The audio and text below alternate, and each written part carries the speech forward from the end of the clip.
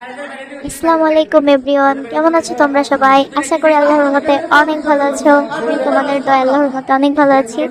দেখো, টাকা পয়সার হিসাব নিকাশ নিয়ে বসে পড়েছি, কারণ প্রতি বছরের মতো এবারও আমাদের স্কুলে বার্ষিক ক্রীড়া প্রতিযোগিতা অনুষ্ঠানের আয়োজন করা হয়েছে। আর যেটার দায়িত্ব কিনা আমরা পেয়েছি, কারণ আমরা হচ্ছে এবার নিউ 10 ভলেন্টিয়ারের দায়িত্ব ছিলাম।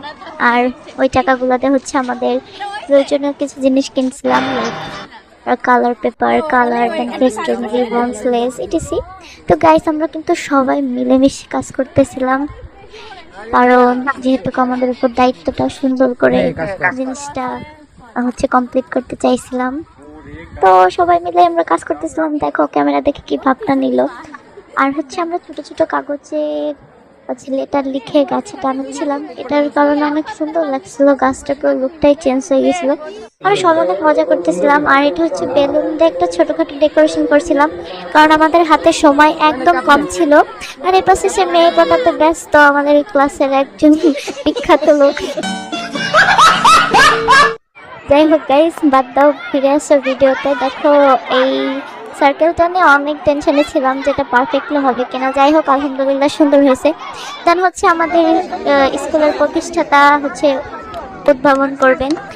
Guys, I made many mistakes in the video, but everyone please forgive me. তো অনুষ্ঠানের শুরু, উদ্ভাবনের শুরুর পর হচ্ছে এরপর হচ্ছে মশাল দৌড় হচ্ছিল, কারণ আর এটা হচ্ছে আমাদের 10ম শ্রেণীর একজন শিক্ষার্থী এটা করতেছিল। ক্যামেরাম্যানকে কিন্তু অনেক বড় একটা ধন্যবাদ দেওয়া উচিত, কারণ সে একদম তার আগেই মনে হচ্ছিল চলে যাবে।